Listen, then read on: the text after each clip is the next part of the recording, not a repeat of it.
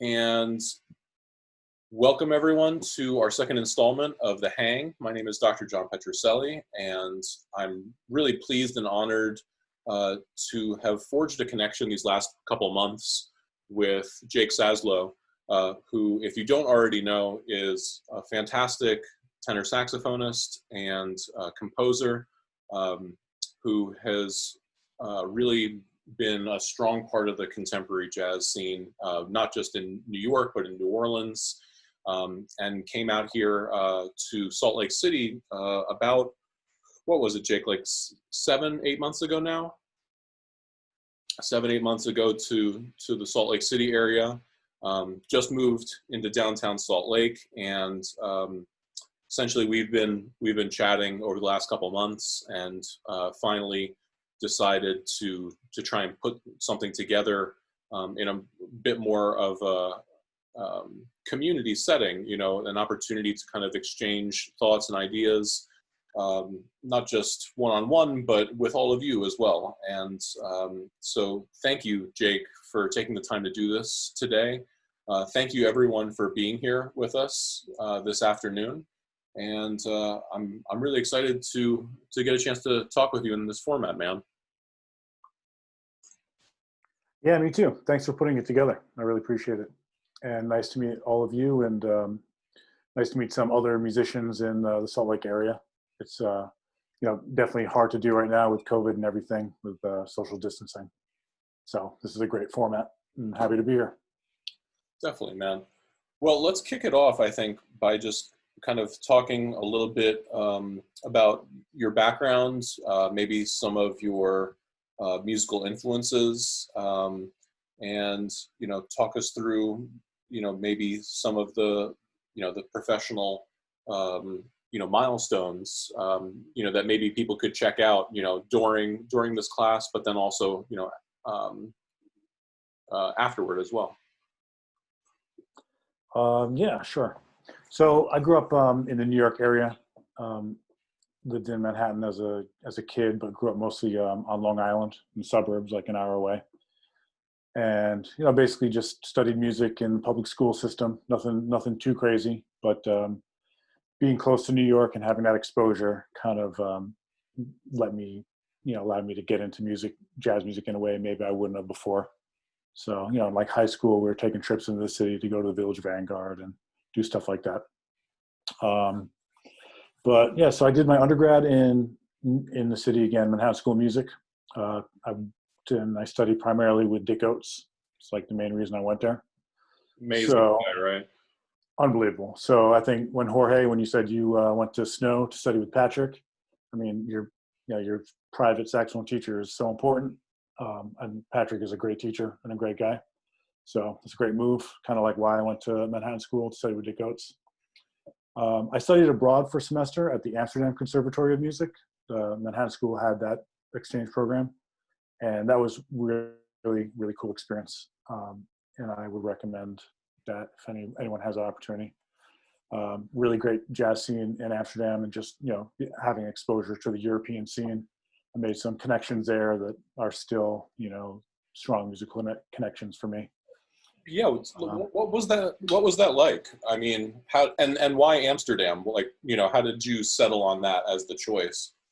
So that was really the only exchange program that Manhattan School of Music had, and Dick Oates was one of the guys to put it together. So he kind of recommended it and thought it would be good for me, and he was right. It was awesome. And Jasper Blom was the main tenor saxophone player that I studied with over there, who is an amazing player. You know, one of these guys, you know, if you're not familiar with him, he's worth checking out. One of my favorite European tenor players. Let's check him out. What would be something good that we could listen to, just as sort of like I don't know, like a taster? That's a good question. Off the top of my head, I don't know, but that's a good question. I haven't actually listened to any of his records in a while, but he's got a lot of them. How do you spell his last name? Blom. And his first name is Gasper? Jasper. Oh, Jasper. Okay, cool. Yep. All right, let's pull something up real quick.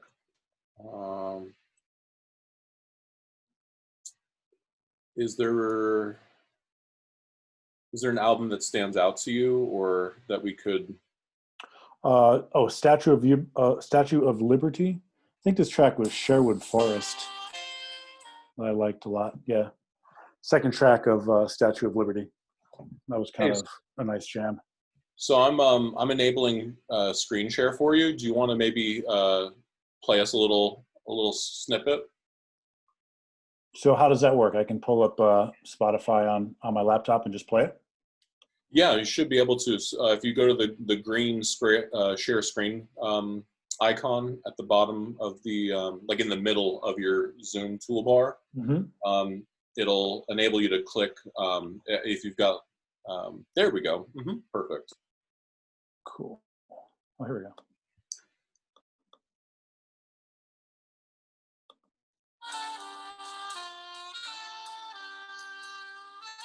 Is that working? Can you guys hear that? Yep. Cool. If you can crank the volume slightly higher, that would be great.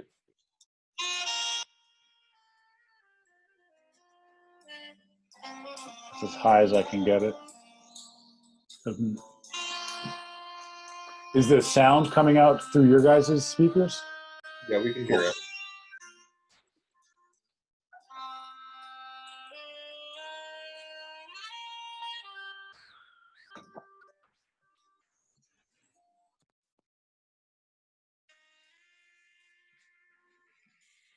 Okay, it's faded out. Okay. You can pause it if you can. It's kind of faded down into the. Sometimes Zoom will try and like mute extraneous noise and preference the voice. So right. It's sort of one thing you can do actually. The next, if to play another sample, like later in this seminar, if you unplug your headphones and click share computer sound, it generally comes through stronger.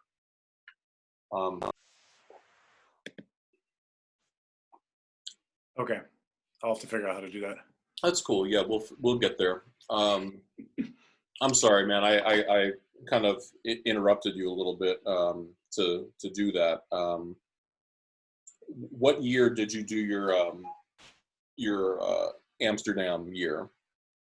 That was my junior year, first semester, junior year. Yeah. Nice. So coming back as a senior back into the New York scene, did you come in with a renewed sense of focus, or like did you know what I mean?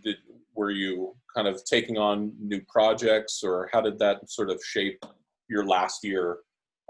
Because I mean, it is sort of unusual, I think, in a sense, right? To do like, I mean, as music majors at the undergrad level, I think it's pretty typical for people to kind of be almost single track mind, right? Like just in the shed, especially on the New York schools, right? Like hitting the jam sessions. I mean, it's an interesting path, right? To then kind of be coming back into that, right, from Amsterdam at that point. Yeah, I mean, for me, it was a great experience. In Amsterdam, I was able to play more, just like to gig more, not just go to the New York jam sessions and do sessions at school and stuff like that. So just to have that kind of bandstand experience for me at that point was really a great experience and really good for me. I mean, New York is amazing. There's no better place to study music, but as far as actually gigging out at music clubs and venues and stuff, it's not as easy to do like for someone that's a young student. There's just so many amazing musicians there. Really cool, man. So the first time I became aware of you was when I moved to New Orleans, and essentially I think in talking to you, piecing this together, you had just left, I think maybe 6 months or a year before I arrived, because you were a member of the Thelonious Monk Institute, which, if you guys don't know, now I guess has sort of been rebranded the Herbie Hancock Institute. Yeah. But essentially a sort of dual track master's master's degree slash, intensive performing collective, which it remains to this day. When did you start that program in relation to your senior year of undergrad, and like how did you make that transition, graduating from Manhattan School going into the Monk Institute? Right. Well, first, I mean, John, we kind of did some parallel kind of musical journeys, and we just kind of like just missed each other like on a few different times. Several times, yeah. Cool. Yeah, several times by a matter of months. So it's kind of cool to finally connect in the same place at the same time. But I took 3 years off after undergrad before going back to get my master's. And I kind of wanted to experience, the professional life of a professional musician. I wanted to see what I was really getting myself into out of academia. And it was very, it was hard to pay your bills in New York for sure. So I just did that for 3 years, got a, 4-bedroom apartment with 3 other musicians up in Washington Heights, and just did the struggle. Who else were you living with? This alto player, Logan Richardson, was a roommate for the first year, and then a bass player and a drummer. And, so a lot of 2 sax quartet sessions in the living room and stuff like that. It was fun. Jake is saying that like way too casually. If you guys don't know who Logan Richardson is, maybe we should play just a little something. Logan's amazing. He's absolutely one of my favorite contemporary saxophone players. Yeah, post Kenny Garrett alto players, he's up there. Definitely, right? Like that's, it's kind of interesting because, I think for like you, me, and I think like our whole generation of saxophonists, Kenny Garrett was an enormous influence, regardless of like what saxophone you were playing, right? I mean, across, tenor, alto, soprano, I mean, he influenced all of us so deeply. And then it's sort of like there was this kind of gap where like he sort of receded from the scene for a little bit. I became, kind of stayed focused on family, and just, took a step back, I think, from like the heavy touring schedule that he was on for like most of his life, essentially. I mean, starting with like Miles, even, going all the way back to the late 70s. And then he was a part of that touring collective, like the Young Lions supergroup, Out of the Blue, which was like really influential in the mid 80s with like Blue Note Records. And then obviously all of his like solo endeavors, right? And then I remember like listening to Logan for the first time, and, just being like, getting that shock to the system again, right? Like I don't know, the way I first heard Kenny Garrett. I remember that vividly. It's really interesting. What were those sessions like? I mean, they were very inspiring. Yeah, very inspiring. I mean, I remember at the time Logan was listening to a lot of these John Coltrane on alto recordings. Like, I think is that live? I think live in Japan. I think he went and did a tour in Japan, and Yamaha gave him an alto, and he played it on some live gigs, and there were recordings of it. That's interesting. But,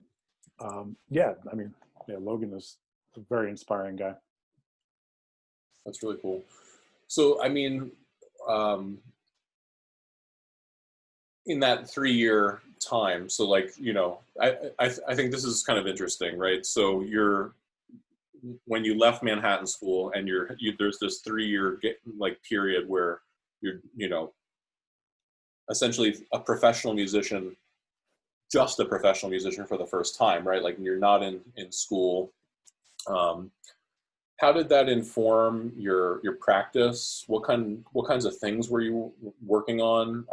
How did that change, like being out of school, like getting to kind of self-govern, your path for the first time? Yeah, that's a great question. Um, I guess like the financial realities of being a professional musician kind of hit you pretty hard. And I think I kind of wanted to face that. And I was like, kind of wanted to see like how this is gonna be. Um, so, but yeah, I guess, real life, you can't just hang out and just practice 8 hours a day in the practice room. So you got to be a lot more mindful of the time you have and how productive you are with that time. And I guess more of a focus on, mindful practice. So, the idea is like, if you're really mindful about what you're practicing and how you're doing it, you can accomplish in 2 hours what would otherwise take 6 hours if you were just, a little less, like less focused on what you're trying to get done. Yeah, I think So, that this is a fascinating thing that we contend with as jazz musicians, particularly in our genre, because there's this culture, especially I think as saxophonists, right? Like coming out of the lineage of John Coltrane, that there's like this near compulsive nature what the practice regime is supposed to be, right? And like days long sessions in the shed, that kind of thing. And I think in fact, I was just talking to one of my students who I see just joined the chat, Stefan Perez Velez Solis, on this, and we were talking all about like mindful practice. So maybe you could give us like an example, Jake. Like, how do you personally structure practice like in a mindful way? Like let's just say like you can carve out 2 hours for yourself tomorrow.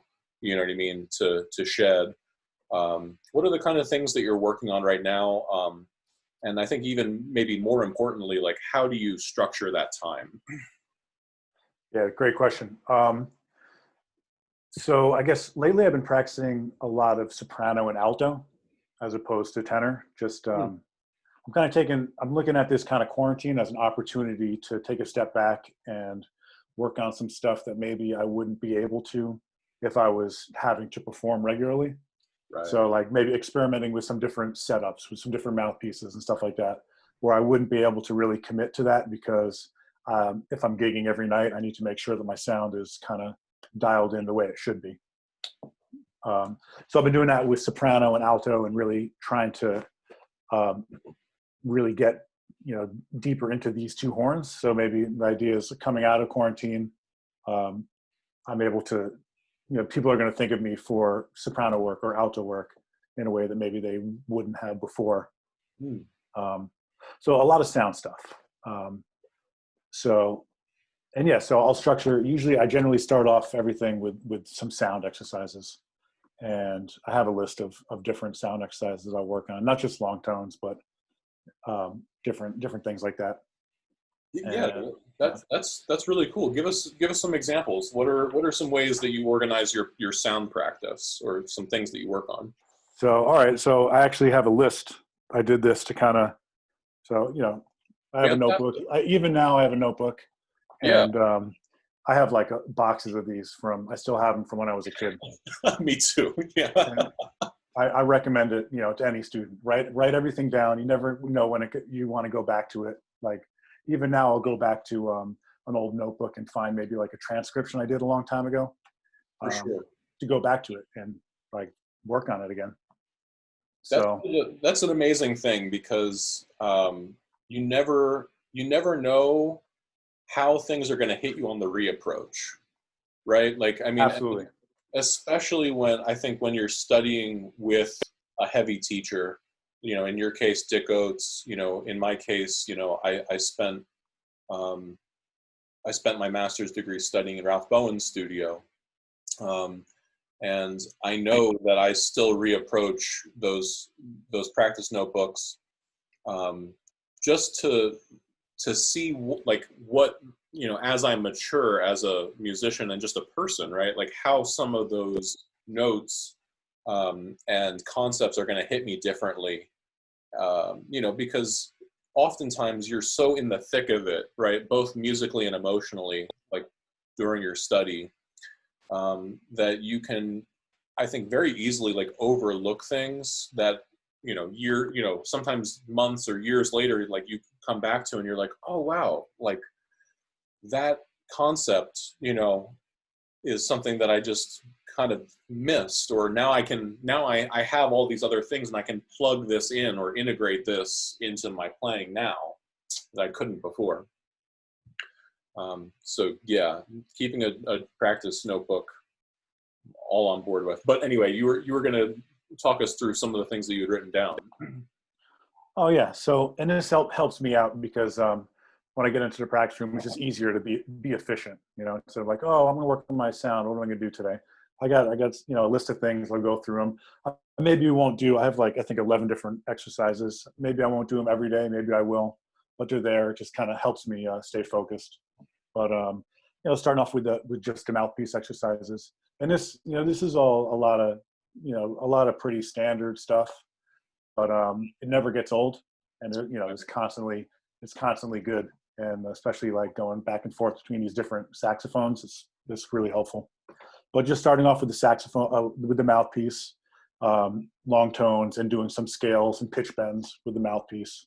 Then I'll do some octave exercises and some fifths and fourths with the tuner, chromatic tuner. I like doing the lower register long tones with the octave key. Right. That's kind of like that's a great one. It's kind of like in baseball, the guys in the batting cage with the donut on the bat. It feels a lot heavier. Then you take it off, and it's like, oh, this feels great. Like, oh, my sound is so much bigger. So I like doing that. Overtones, of course. I'll do some timbre matching with a note on the instrument that I feel is like one of the better sounding notes on the instrument. On the soprano lately, for me, that's been the middle E. I just feel like it's nice and warm and centered. And I'll do pitch match chromatically, half step up, whole step up, minor third, major third, and try and go up to the upper register and match that timbre, and then do that down as well. I like doing pitch bends also, like those like trumpet. You hear trumpet players do those slurs, like that, and really just working on the flexibility of the voicing. And I like to do that with like problematic notes, maybe notes that are kind of tight, like lower register notes that are tight for me. I don't have like that much flexibility, or maybe upper register notes that I tend to go a little sharp on, just have a little bit more flexibility with that pitch, or a note that maybe is like thinner sounding than other ones, just like the harder notes. So how low on the instrument will you do pitch bends? Because obviously, like you're saying, right? You have less bend essentially, like down the lower on the tube you go. Will you Right. practice that in certain ranges, or like are you literally like going all over the horn? Like, So in particular on my soprano, and I have I have an old Mark VI soprano, which I'm working with. I'm not sure if I'm able to commit to it, and I would love to check out some new horns. But especially like low F sharp, F and E are very tight on that instrument. yeah, So I'll do the pitch bends with those notes, and I can't, I can go down maybe a whole step, maybe a minor third, right. but just that little bit of flexibility when I attack those notes, I have more clarity to the sound, and just more flexibility with how I shape the notes. Cool. Yeah, for sure. That's really interesting. Actually, on that note, the soprano note, this was a couple of years ago now, but I was preparing for a classical audition, and one of the rep pieces was on soprano. It was a contemporary piece, and the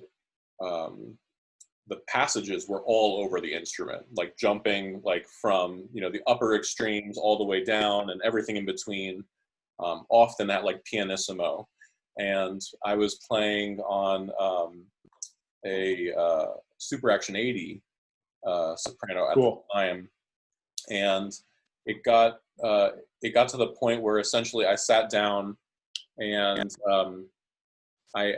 my dad is a saxophone dealer, fortunately. So I sat down with, it must have been 8 or 9 soprano saxophones, Mark Sixes and Super Actions, and I played through 7 or 8 Selmer sopranos of different vintages, and just like couldn't find something that was going to give me the intonation that I needed to kind of handle this piece. And then I pulled out a Yamaha purple label from, I think, well, my dad is in the chat. Dad, maybe you could tell us what, I don't know what year or like date range that Yamaha is from. But anyway, I found this Yamaha purple label and ended up not going back because, you know, it was just so dialed in, you know, that I could, I've done everything that I've played on soprano since on this instrument. I'm jealous. Yeah. So is this the straight neck or the curved neck? The 62 straight neck? It's a straight neck, but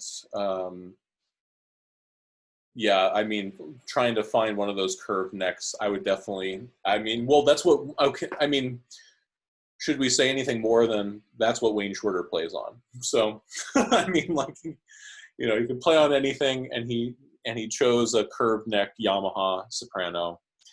I think that's, you know, sort of the beginning and end of it, right? But yeah, I'm sorry, man. Let's go back to sound. No, that's cool. I want to be able to. I would love to try your soprano someday. Yeah, we'll definitely make it happen. Supposed to be, yeah, supposed to be some of the best sopranos ever made.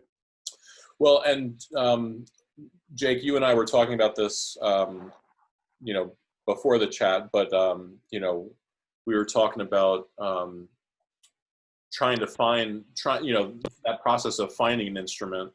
And guys, if that is something that you're ever, you know, trying to do, just remember that, like, the broader cross section of instruments that you have access to, the better of a decision, you know, the more informed of a decision you can make, right? And, you know, especially living in Utah, that can be a little challenging.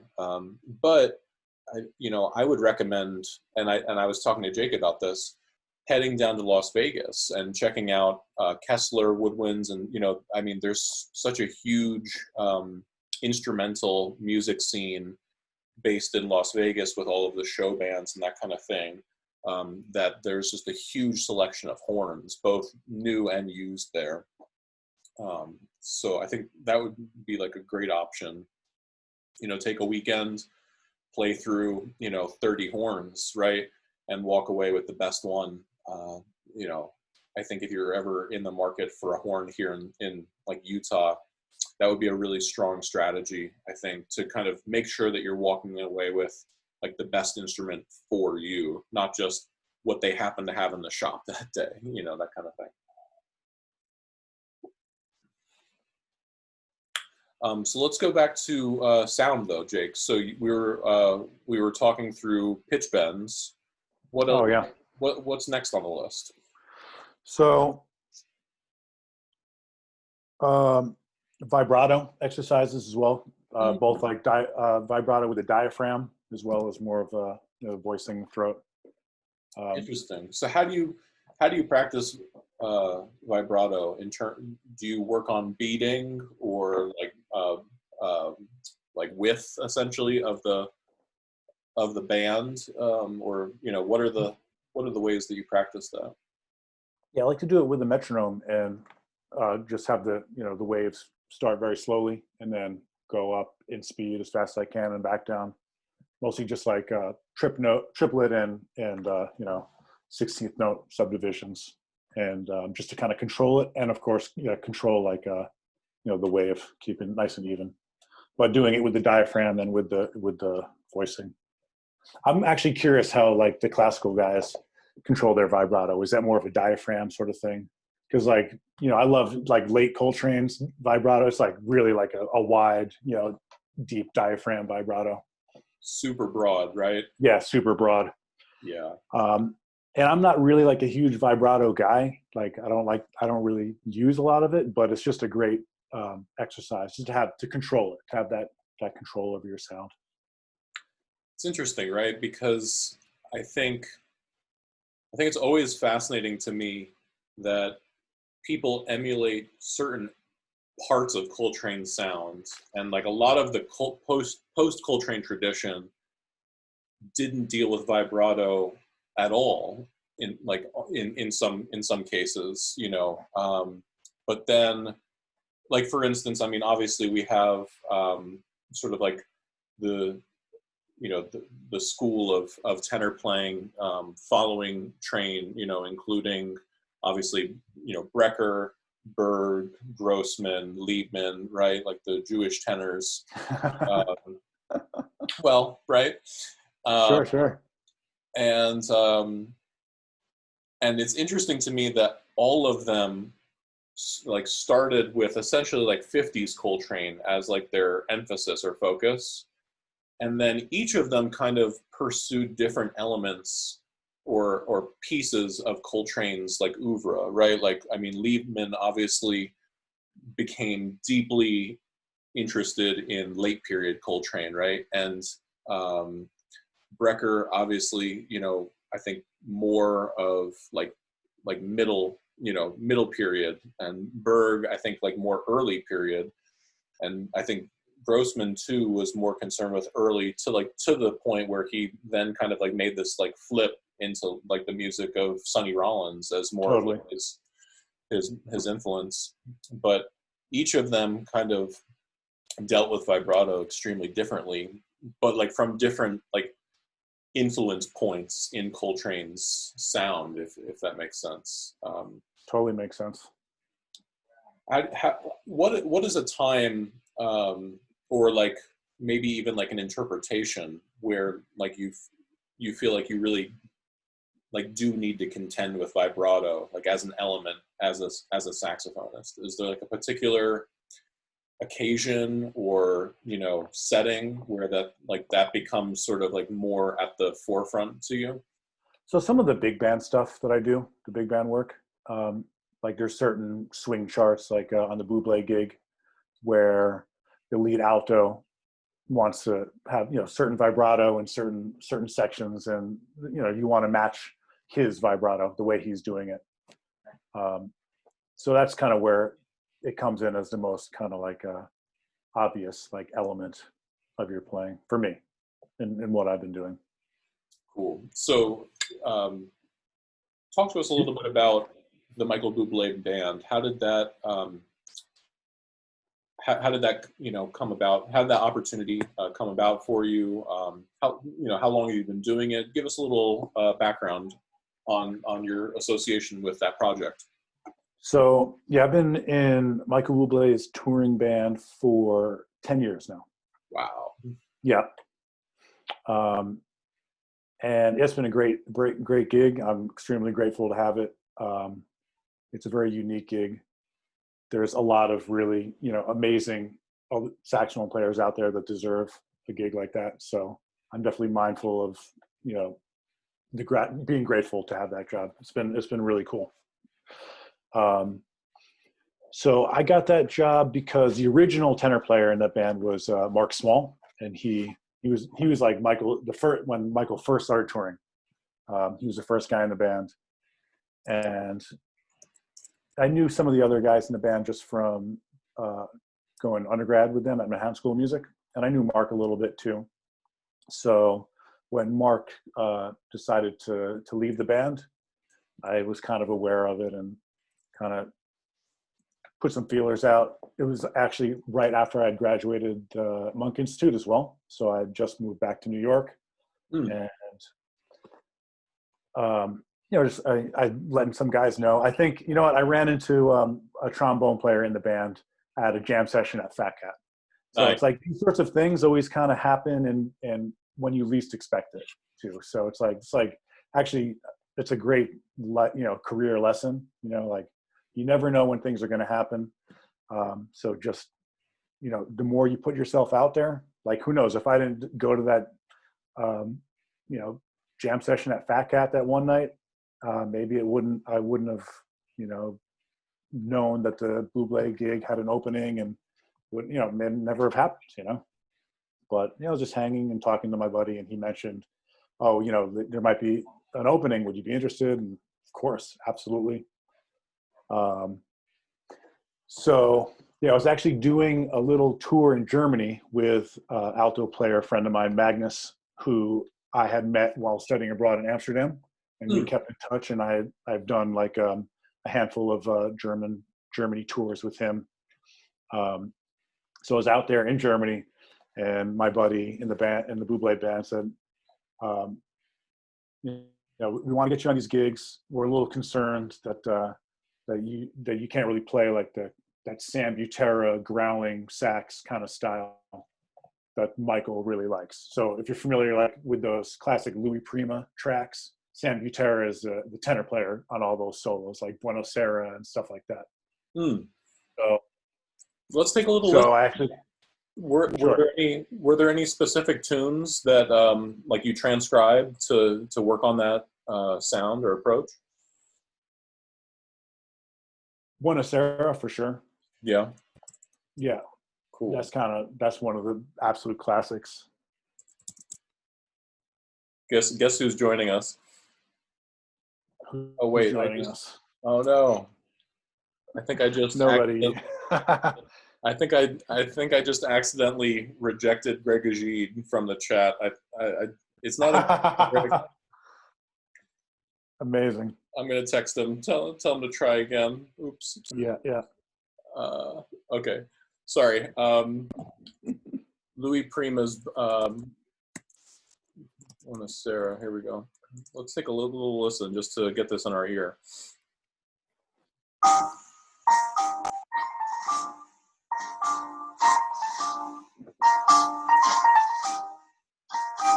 Buonasera, Signorina, buonasera. It is time to say goodnight to Napoli. Though it's hard for us to whisper, buonasera, with that old moon above the Mediterranean Sea. In the morning, Signorina, we'll go walking where the mountains of the sun come into sight. And by the little jewelry shop, we'll stop and linger while I buy a wedding ring for your finger.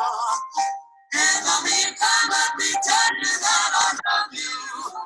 Buonasera, Signorina, kiss me goodnight. Buonasera, Signorina, kiss me goodnight.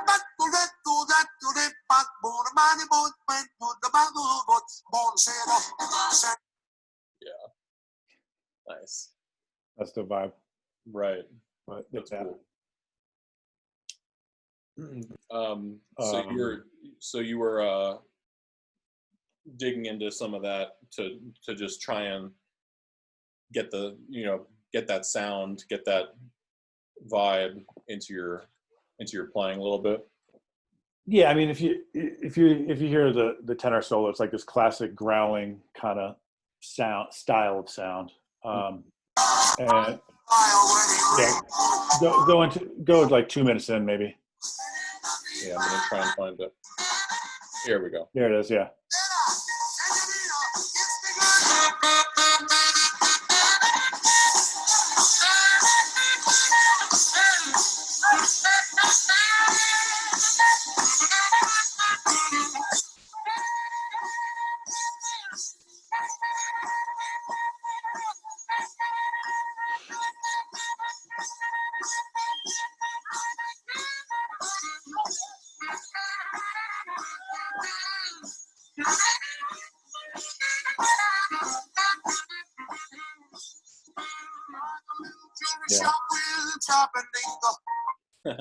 That's the vibe. Yeah. So I just made a recording of me kind of playing in that style, sent it over, and then Interesting. I pretty much got the gig. And that's a great career lesson too, because that's not necessarily how I play the saxophone, but the more diverse and the more you can do, the better. And it's only going to make you a better musician. It's only going to make you a better saxophone player, and I think that's important. Totally. So who'd you send the recording to? Or like, how did you know to make that recording, I guess? They just asked me, like, can you play in this style? Like, have you checked out Sam's playing? Like, yeah, of course. Yeah. I'll send you something. So. Very cool. Very Yeah, cool. and so I've been in the band ever since. And another thing about that band is, we spend, maybe, 2 hours on stage every night, and then like endless days just hanging out, just doing everything else. So, it's not just being a good saxophone player. It's also just being a good person, being a positive, addition to any musical setting, being someone that the other guys in the band like want to be around when you're, jet lagged, at an airport waiting for your delayed flight, stuff like that. It's important, when you're on a bus driving overnight, through, the middle of nowhere, America, to get to the next city to play in. Stuff's really important. Yeah, I totally agree. Totally. Where did joining the band, so we've skipped around a little bit, just chronologically speaking. So you graduated from Manhattan School, 3-year. What year did you graduate? 2004. 2004. Okay. So then 2004 to 2007, just hitting it hard on the scene in New York. And then we talked a little bit just now about you joining the Bublé band. Let's kind of rewind and talk New Orleans and the Monk Institute. How did that opportunity happen? And give for people, especially for people who don't know what was going on in New Orleans with Terrence Blanchard and everyone at that time. Give us a little overview of what that program was like. So the Monk Institute, now the Herbie Hancock Institute, they take one band every 2 years, 2-year program, one band, like full tuition, stipend, all that stuff. It's a really, really amazing experience. And the program, it was, at the time, it was Terrence Blanchard was running the program, and it was in New Orleans. It just moved to New Orleans from Los Angeles. So the program is like housed at different universities. It was at USC, and then it came down to New Orleans and was housed at Loyola. And now it's back in LA at UCLA, I believe. Yep. So that was the first class in New Orleans, and it was 2009, so pretty soon after Hurricane Katrina. Yeah. So there was still a lot going on with that. And Terrence runs a program, and they bring in a lot of guest artists, like an artist every month, to do like a week residency. And the people they bring in are just like amazing, people like Ron Carter and Danilo Perez and Kurt Rosenwinkel, Brian Blade, Kenny Barron, John Schofield. I'm trying to think who else. Just pretty endless, who's who of amazing musicians. Yeah. It's a crazy, Benny Golson. Yeah, I mean, it's got to be a crazy 2 years essentially be getting all of those heavies back to back like that. You know what I mean? Just what was there one particular artist who you really resonated with, or who whose advice really kind of altered your direction or pathway in some way, forced you to reconsider your or opened you up in some way? Is there an experience in particular that stands out? It's a great question. And I'm kind of drawing a blank. I did have a private lesson with Wayne Shorter that still I still think back to it, and just it's just it was an hour, but just layers of things that you learn about it. Even now I'll look back on it. So it's been an hour with him, and then afterwards I just wrote down notes, just everything I was thinking about the lesson. Just didn't want to forget anything, Yeah. And that was amazing. And people like that are just such genuinely nice and caring human beings. kind of like is kind of, for me, it was part of one of the coolest things. You know, these are like some of the greatest jazz musicians of all time. And I'm just a student. I'm just a kid, just want to play, you know, and no vibe, you know, no judgy vibe, any of that stuff, just genuine, just like, you know, a good, genuine human being. And that's the kind of stuff that kind of like resonated the most with me. And not everyone is like that. That wasn't across the board, but like generally the people that were the most amazing and most you know, unbelievable musicians of, you know, ever were also really amazing human beings. So that was kind of something that still like I think about, and you know, something I actively work on, trying to be a good human being, because music is like one element of, you know, your humanity or whatever. Right.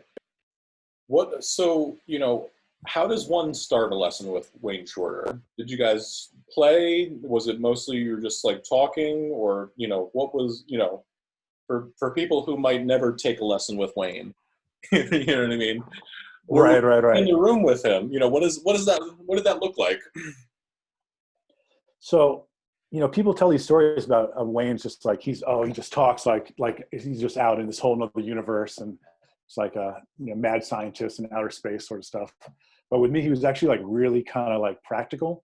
Just like, he's like, okay, so you're going, you know, you're graduating in a year. What are you doing?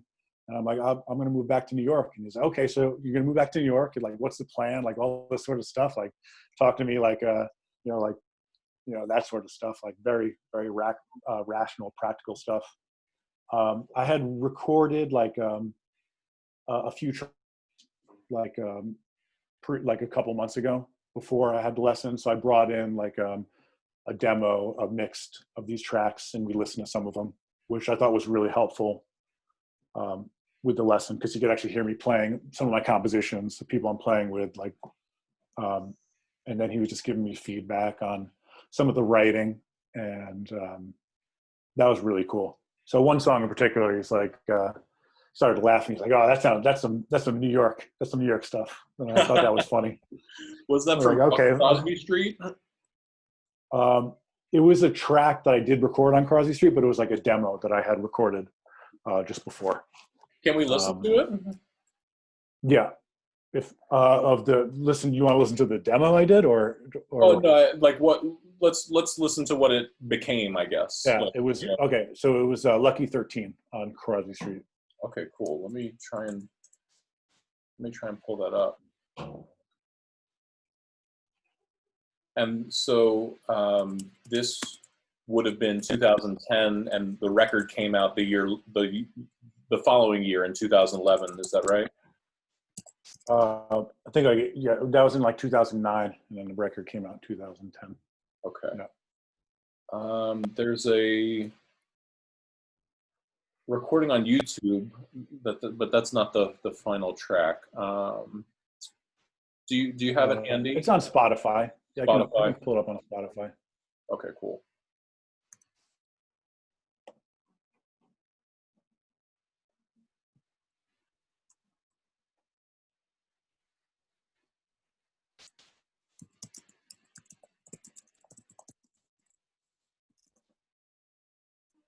Okay, cool. I got it.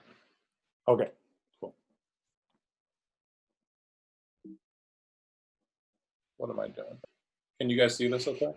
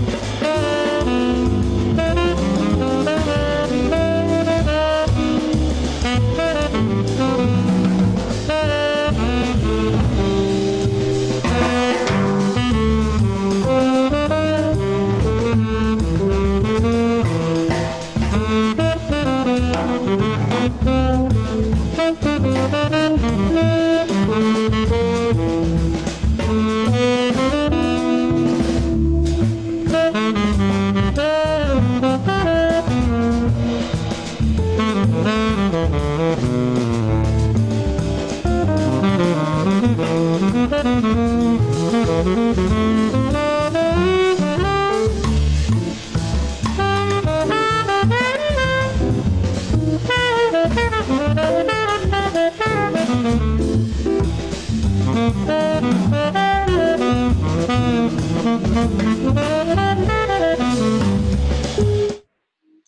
it's a beautiful tune. Thanks. What was the?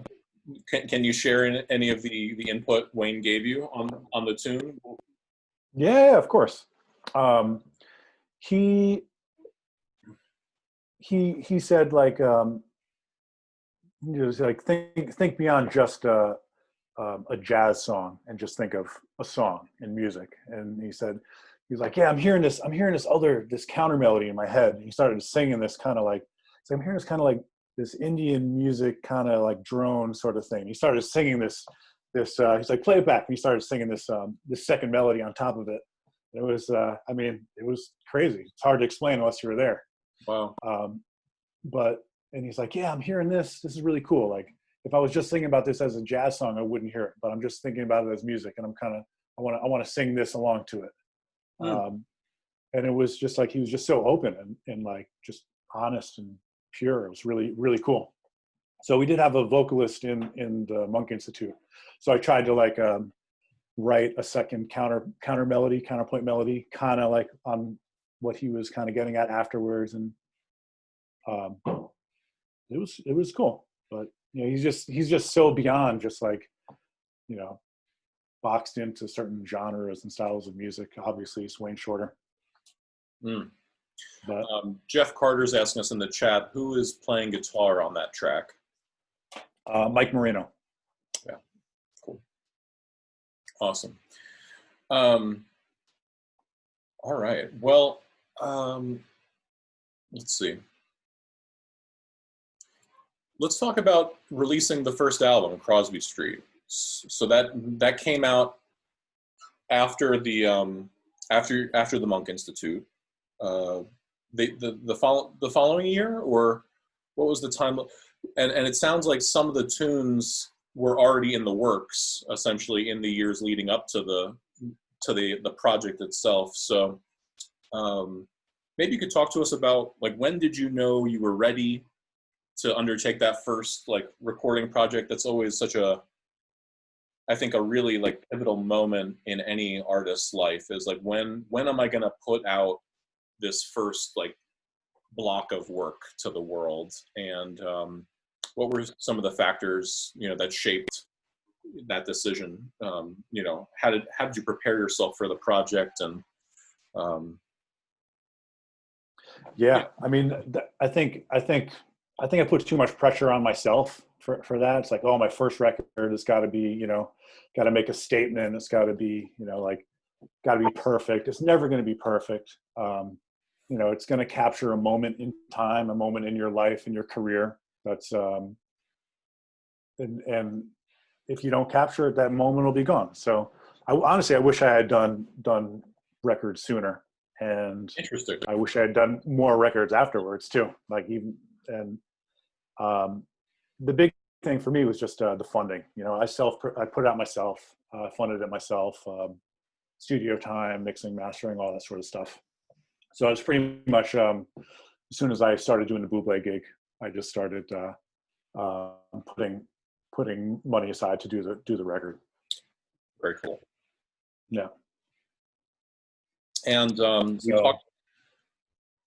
would recommend, like, you know, I should probably take my own advice, but if you're, you know, hesitant about doing a recording, or you're not ready, this and that, do it. You know, make the recording. There's so many opportunities now to go into studios and record without breaking the bank, you know, like affordable options, because, you know, all the big labels are kind of not around. There's so much independent music happening, but there's a lot of great independent recording studio options as well.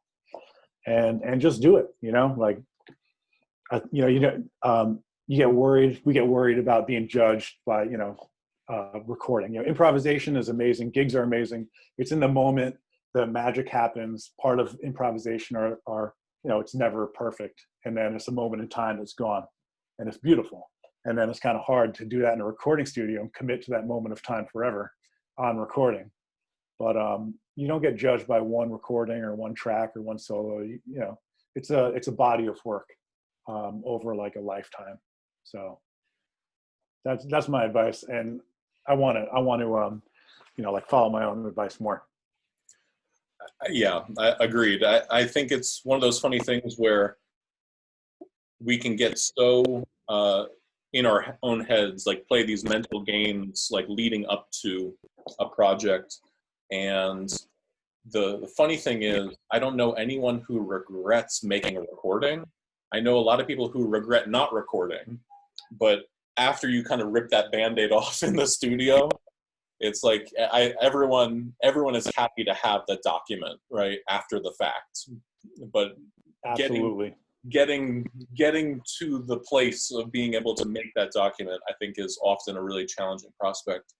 And one of the challenges is just trying to make the decisions about who is coming with you, right? I mean, you know, so often in jazz, like we think about it as an individual pursuit, but we almost never make a recording alone.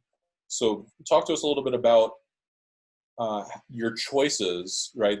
You know, who came into the studio with you, who, you know, talk us through the rest of the band. We mentioned Mike Moreno on guitar, but talk to us about who else is a part of that project, and how you came to decide on that personnel for your first album.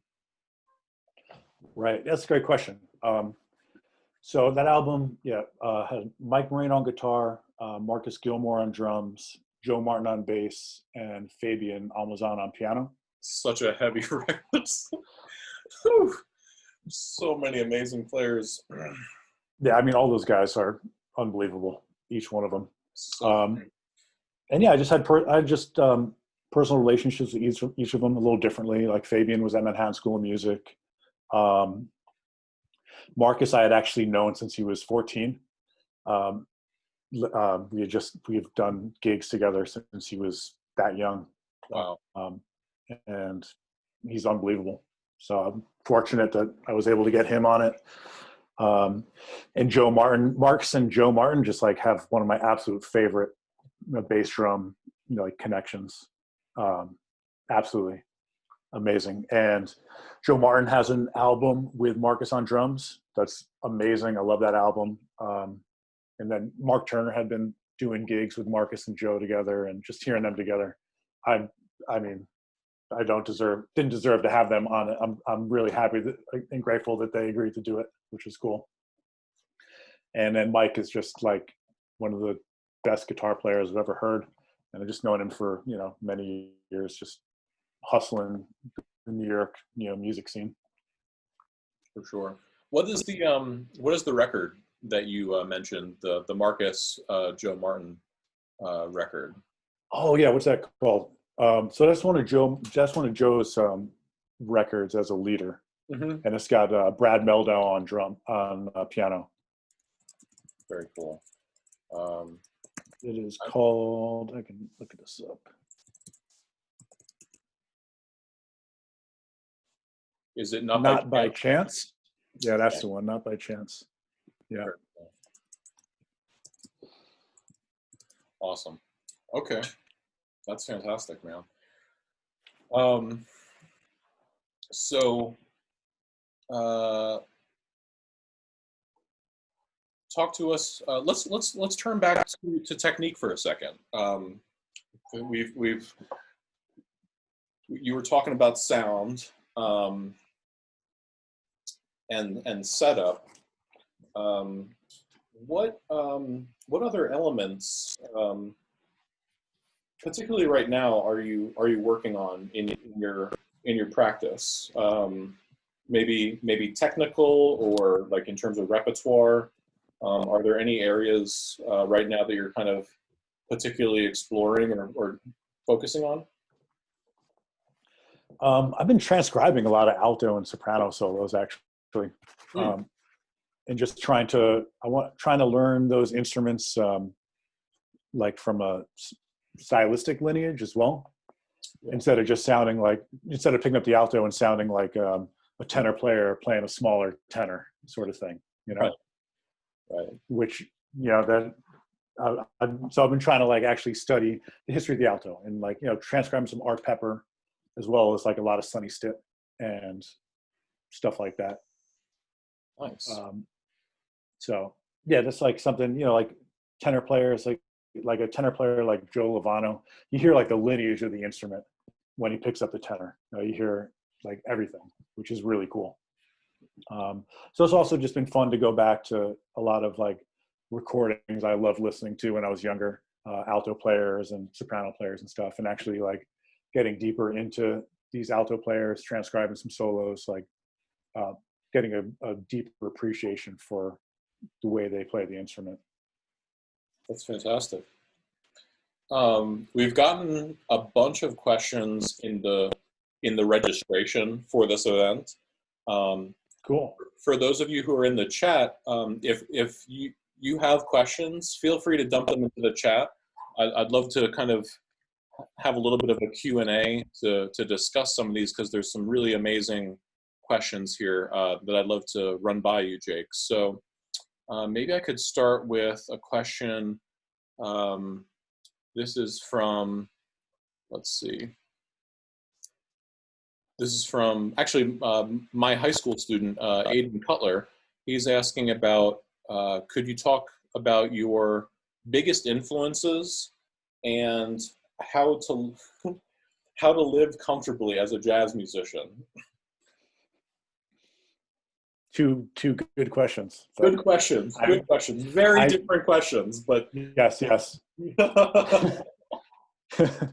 I'm not sure. I can't say I can answer those questions, but you know, I'll try. Give your best shot. Well, the first part was what biggest influences. Biggest influences. For me, it was Sonny Rollins. It was always Sonny Rollins. Like his sound for me is just like king. Love it. Especially, you know, that earlier 50s Sonny Rollins pre sabbatical sound when he was playing like more like the metal links. Then afterwards, I mean, the bridge I love as well. I love that, and I love those recordings he did right after the bridge, Impulse years and stuff. But early Sonny, that's like my absolute favorite. That's fantastic. Yeah. How to live comfortably?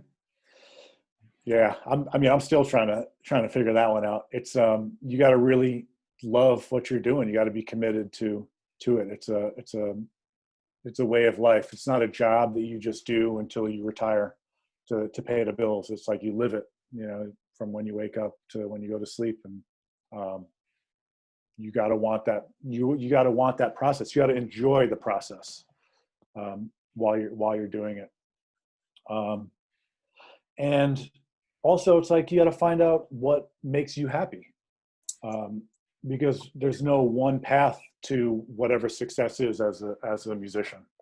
So that's something that you got to figure out what is it that what makes you happy in life. Like what about music do you love? What about music do you want to do? And then try and find a path that works for, you know, you specifically. I can't answer that for you, but that's the advice. Like, and don't feel pressure to do something that you think you should do or go down a path you think you should do if it's not for you. You know, like going to these jam sessions in New York, it's you feel like so much pressure to play like all this crazy technique, and you know, like there's the Chris Potters and the Mark Turners, and then there's 100 other tenor players in New York that have just as much technique that you've never heard of before. They're amazing. You don't necessarily have to keep up with them. It's like, you know, make music that you love making, and you know, like what makes you happy and brings you joy and stuff. Some people enjoy teaching. Some people enjoy performing. You know, performing has always given me a lot of anxiety. I feel like you know, you're kind of like bearing your soul on stage, and that's something that I've always kind of like, you know, had struggled with a little bit, like being comfortable putting myself out there. And maybe you are more comfortable doing more recording, like instead of performing on stage publicly, or maybe you really find more joy teaching. You know, teaching, I mean, I have a friend who's an elementary school music teacher, and he loves it. And he has so much, he's so happy just giving these kids their first gift of music, you know, like picking up these instruments for the first time. And I love that. That's amazing. That's his journey, and it makes him happy. And it's all about what makes you happy and what kind of journey you want to go on. Definitely, definitely. And I think, you know, another important component to that is we all define comfort in different ways, you know. I mean, just for an example, I mean, I think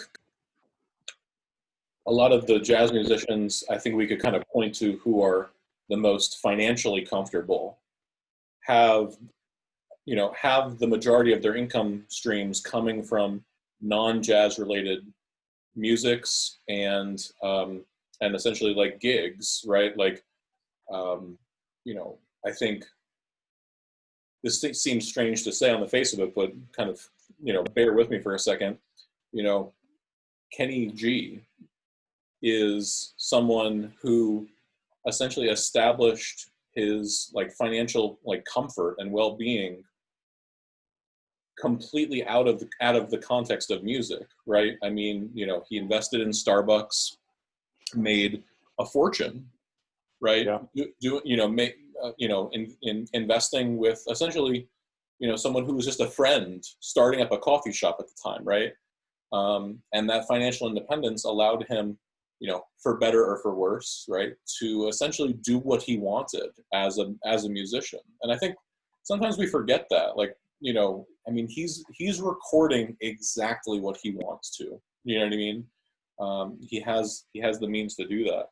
You know, I think another great example is Chick Corea, right? I mean, the Return to Forever projects, right? That fusion work that he did, it, you know, enabled him to be able to do like the solo, like piano work, you know, that he undertook, you know, for a long time, right? Like those ECM records, you know, didn't grow in popularity until he did the Return to Forever stuff, right? And then they informed each other at a certain point where like people heard Return to Forever and were like, oh my God, like, how do I get more Chick Corea? Found like Now He Sings, Now He Sobs, and all that like amazing jazz work, right? And the other way around too, like a lot of you know, hardcore, like, you know, jazz heads, you know, connected with the fusion stuff as a result of hearing like the quartet work and all that, you know. And I think, you know, you could point to a million other examples of musicians finding creative ways, both inside of music and then also just outside of music, broadly construed. You know what I mean? To make things happen, essentially. Hey, I mean, Coltrane had to do that too, right? I mean, when Coltrane was recording for Impulse, he had a deal, essentially a 1-for-1 deal with the label to do something cutting edge like Ascension, right?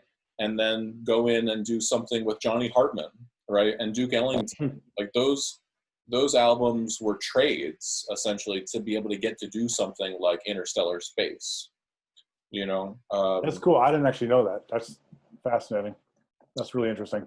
Yeah, he had a 1-for-1 deal with the label. You know, the contract that he signed with Impulse was essentially, and it's interesting because that's also led to a lot of confusion as to like, not now retrospectively, but at the time there was a pretty like we forget about this, I think, in a digital music culture, but records were physically distributed during that time, right? And so there was a lag happening where essentially, you know, the Johnny Hartman record would come out, right?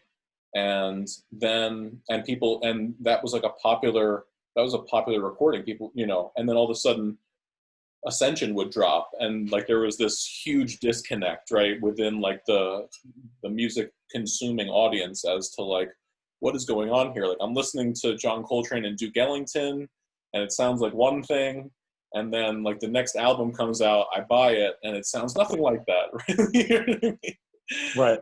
So it's Or really you go to one of his shows expecting to hear some Johnny Hartman, and it's just an hour of Ascension. right. Yeah, it's. I mean, Yeah. exactly. But that was happening at that time, right? Like where people were showing up to like Temple University to hear John Coltrane, and then all of a sudden they're getting, you know, something that no one has ever heard before, right? Let's jump into another question. Andres Reyes is a really great guitarist here in town. He's asking, Jake, what are your favorite ways to work on your inner pulse? So do you have any specific ways that you work on time? I guess, and your person, like your internal sense of time and pulse. Yeah, time is important. And yeah, I really started trying to really work on my time a lot when I realized that was kind of like something that was limiting me, my ability to kind of perform in certain musical settings. Like certain concepts of time that I really enjoyed, and I wanted to make music with certain types of rhythm section kind of feels, and then I was struggling with my time. And I feel like that's something that like a lot of saxophone players or horn players maybe aren't held as accountable for their time as rhythm section players. So one album in particular that like really hit home for me is that Dave Holland album Triplicate with Jack DeJohnette and Steve Coleman. Like Steve Coleman's time on that album is so amazing that I feel like it allows kind of Jack DeJohnette to kind of almost be like the saxophone player playing around the time and playing over the time. So that stuff's amazing. All the Brad Mehldau trio albums, I just love the feel, the Jorge Rossi trio albums in particular. I just love that time feel. So a lot of it is playing along with those sorts of recordings and not getting lost, feeling one, being able to lock into that time. That's great stuff, been very helpful for me. And then also like a lot of metronome stuff as well. There's tons of exercises you can do with the metronome. Put the metronome on 2 and 4. Put the metronome on just 4. Put the metronome on the and of 2 and the and of 4 to really feel that triplet feel. And then another really good one I like doing is like putting the metronome on just clicking once every 2 measures or even once every 4 measures sort of stuff to like really internalize that time without that constant click of the metronome to reinforce it for you. So it's like, if that metronome clicks once every 4 measures, like your time's got to be there. And that's kind of like, drummers and bass players are held accountable to that, to that standard. So why not try and get there as well? So that's kind of how I've worked on it, but it's still like something I'm working on. I feel like I play behind the beat maybe more often than I would want to. I really just, when I was younger, I just loved like Sonny Rollins and Dexter Gordon, like 2 guys that just have great time feel, but definitely tend to play behind the beat, which is such a great feel. But sometimes I fall into that when, and it's just the time gets a little too loose, and, it's a constant process, but that's stuff that's helped me a lot. For sure. And just on a personal note, I'll say that the last couple of years now, essentially one of my closest friends and colleagues, Gusten Rudolph, drummer based in Philly, hit me to an app called Time Guru, which if you guys haven't checked this out, I would really highly recommend, because it has this randomizer feature. You can build your own metronome and essentially in the app, and then it has a percentage randomizer where it'll mute various parts of the beat. So like what Jake has been talking about is essentially codifying the click, right, in certain ways, like, every up, every and of 2, every every three, every 4 bars on the downbeat of 3, for instance, right? Like, the crazy thing about Time Guru is that it's changing every beat, and every bar, especially if you put it all the way to 100% randomizer, which I haven't made it to yet. I'm just going to be honest. Anything over 70%, and I start to fall apart. But it's an amazing tool, because essentially you can never stop keeping time. And I think that's kind of, especially from a horn player perspective, we have that tendency just sort of embedded into us almost, where, everything that we did in our training is so predicated on melody and, carrying a melodic phrase, that we sort of kind of can often preference that over being in time, right? Being in the form, and I think essentially it's about just making sure that your priority is always time and form first, right? At the top, right? Like, sometimes even at the expense of like that really hip, lick that you wanted to fit into, you know what I mean? Or that, like, that melody that you wanted to carry in that one way, and rather than like trying to force it, making sure that you never leave, the timekeeping of the rhythm section, right? Like that you see yourself as a member of the band in that way. Great question, Andres. Let me find another one for us. Let's see. Tyler Davis. Hey, Tyler. Hope you're still with us. He's asking Jake, how can he improve on his jazz vocabulary? Are there specific ways that you do that? And, especially for maybe like a beginning improviser, someone who's still getting their feet wet with improvisation, are there ways that you might suggest they build their vocabulary? Building vocabulary, beginning improviser. Yeah, I mean, 2-5-1s, absolutely. I know that's maybe a cliche response, but I mean, even I still go back to really working on vocabulary over 2-5-1 progressions even now. So it's in every song, it's everywhere. It's like such a foundation for jazz harmony and jazz vocabulary. So and transcribing as well, like very cliche response, but it's true. I'm still transcribing. That's what I've been working on lately, transcribing stuff. So to take that, it's, there's like an art to transcription to really maximize what you're doing. You don't just learn it and write it down. There's so much more to it. So as far as building vocabulary with transcriptions, knowing the harmony of the chord progression that the solo is, and being able to extract maybe licks or lines that you really like, and understanding the harmonic theory behind the lines. I used to just love pulling 2-5-1 lines, especially like transcribing Sonny Rollins and Dexter Gordon solos, pulling out the 2-5-1 that I really liked from a Sonny Rollins solo and learning it in all 12 keys. Mm-hmm. That's a great, vocabulary builder, because you learn a line in all 12 keys, and then all of a sudden you're not just playing that pattern or that lick. You're understanding why it works in all 12 keys, because you have to think about it like you're thinking numbers instead of letters. Like you're thinking flat 9 instead of D flat, and then you understand that and you move it in all 12 keys, and then you reach a 2-5-1 in a song you're playing, and maybe you play a line kind of based on that vocabulary from that lick, but you're not actually playing that lick. You're understanding like the theory and the melodic like concept behind it, and you're creating new vocabulary from it.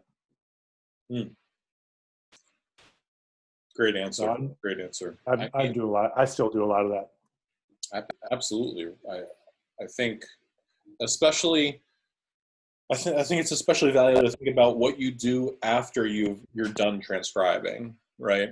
And I think what you said is really important, that the work doesn't stop there; it begins there almost.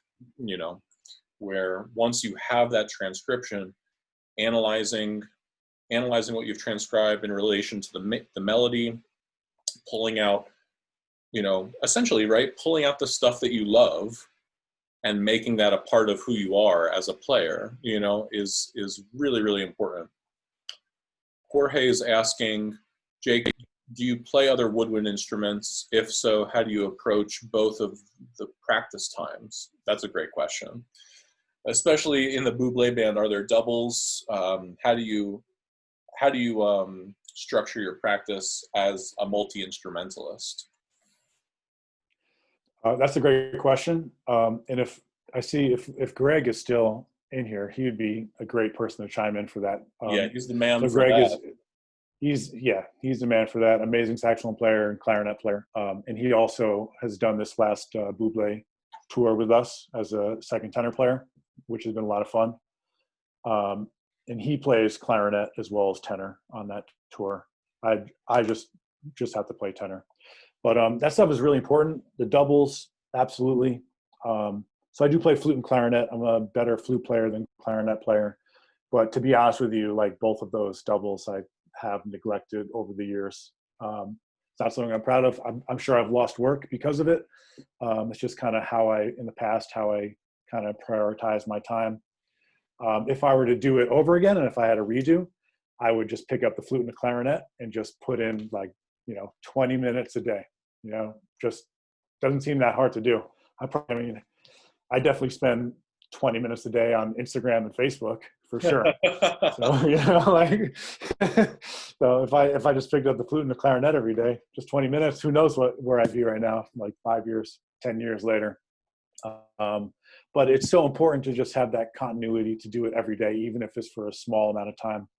It's like exercising and going to the gym. You're not going to get in shape if you work out for 8 hours, if you're only doing it once a week or, once every 2 weeks, nothing's going to change. The real change is like doing it every day, even if for it's a little, a short amount of time, and just building that up in that routine.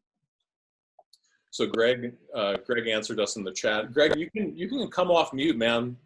I'd love to say hi to you. It's been a long time. Greg Ajit is an amazing clarinet player.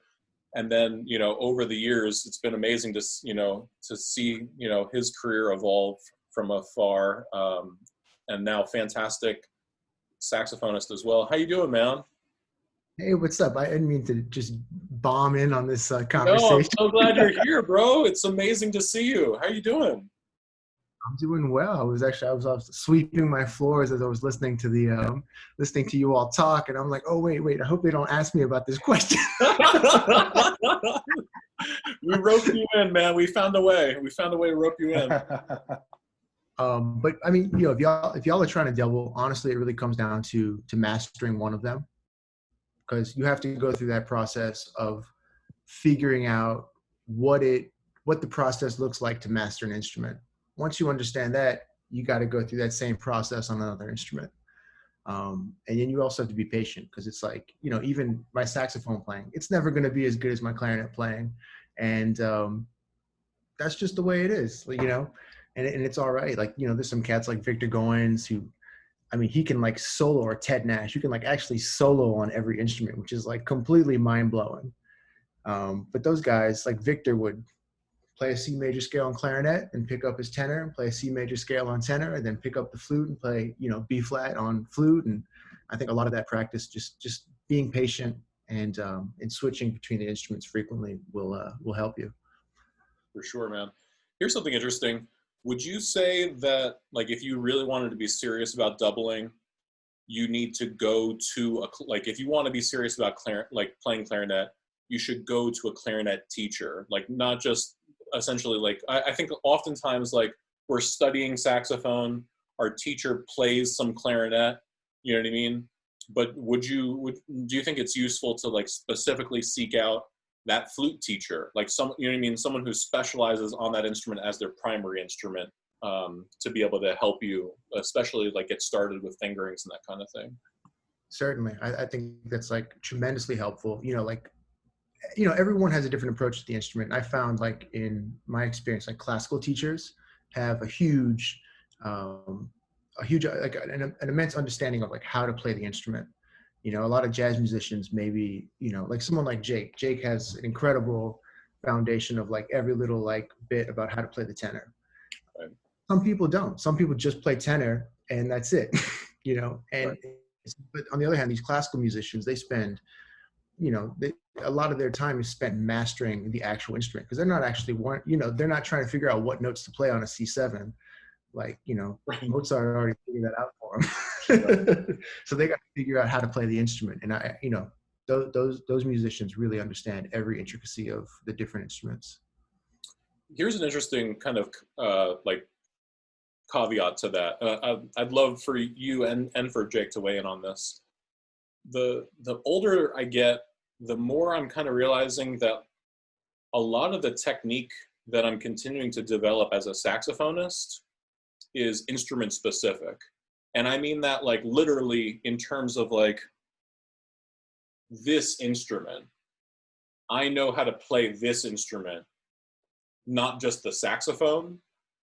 Do you guys find that like as you continue to grow as players on your primary instrument, are there things that you can only do or like are easier to do on your instrument, then like you all of a sudden like you grab someone else's horn, or you're trying another horn or something like that, and you're kind of feeling like, oh man, like not all of this is here. Like, it doesn't always transfer, even like on the same B flat clarinet. Like they're both B flat clarinets, right? But are there things that you're finding that you develop that are like literally individual, like to the instrument? Greg, I'll let you go first. Well, I have a golden rule when it comes to using other people's things. Unless I have the money to buy it, I don't touch it.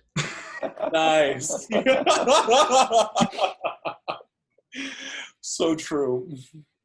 So I don't drive people's cars. I don't play other people's tenors. I don't mess with other people's clarinets, because the last thing I want is to not have the money to buy that new clarinet and then know that my clarinet sucks.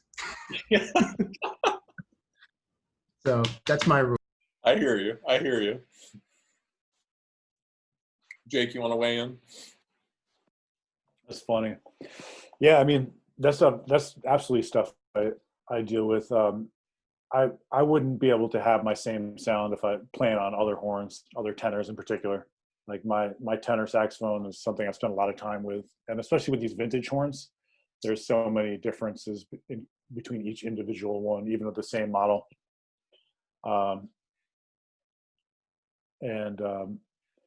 Yeah, absolutely. Like this alto, I got a new alto a few months ago, super balanced alto. That's a great horn, but the person that had set it up previously, the key heights are a little off. So the intonation is like it's just not, the horn plays in tune, but the key heights are not there. The lower stack is just too high compared to the lower stack. So that's why I was asking you, John, about a good local repairman, because I really need to get this horn dialed in. And that's something I spend a lot of time with my tenor. I got a super balanced action tenor that's absolutely amazing. I love it. Me too. But there you go. I spent a lot of time dialing in the key heights with this super balance, because like slight adjustments with the key heights really adjusted the sound of the horn and the response and all that stuff. So spent a lot of time with my specific instruments, and it would be difficult to just pick up another tenor or another horn. Yeah, agreed. Andres is asking us another question. He says, he's asking, because you play what you practice. Oh wait, no, sorry. Okay, after a while, do you all still practice scales? After you can nail the major scale in all 12 keys, do you then move out to playing language and licks in 12 keys? Because you play what you practice, and I've heard people practice language more than scale work. I love practicing scales. I still practice a lot of scales. I practice a lot of bebop scales. And something when I was younger, I was like, I didn't see the point. And I love bebop scales. I don't know if I really like the name bebop scale, but it's just it's just like chromaticism in these scales. They're great. So I was flipping through one of Jerry Bergonzi's books where he talks about, like, I think it's the jazz line maybe, and he really gets into the chromatic scales. So there's like the 10-note chromatic scales, bebop scales as well, and so I love practicing all that stuff. Really helpful. And I also like practicing like tonal lines, like without adding any chromaticism, because you don't have to necessarily play either in or out, and a lot of times it's just like melodic sequences kind of over just a diatonic scale that is not a 7-note scale up and down or an arpeggio up and down, and there's a lot of different shapes that you can get without even adding any chromaticism to your lines. So I spend a lot of time doing that stuff. Very cool. And we've got another question from Jorge. He's asking, actually, no, he's asking if he can ask a question. Of course. Do you want to come off mute and ask Jake, Jorge? Yeah, thank you. Well, right now I'm really thinking about to change my alto saxophone. I have been using B Moriad saxophones, alto sax, and I haven't been really happy with it. And I would like you to suggest me some options to change to another alto sax. Just some suggestions. I know I have to try it and decide for myself between all the options, but like some recommendations, specific brands or models that are like affordable and good quality horns.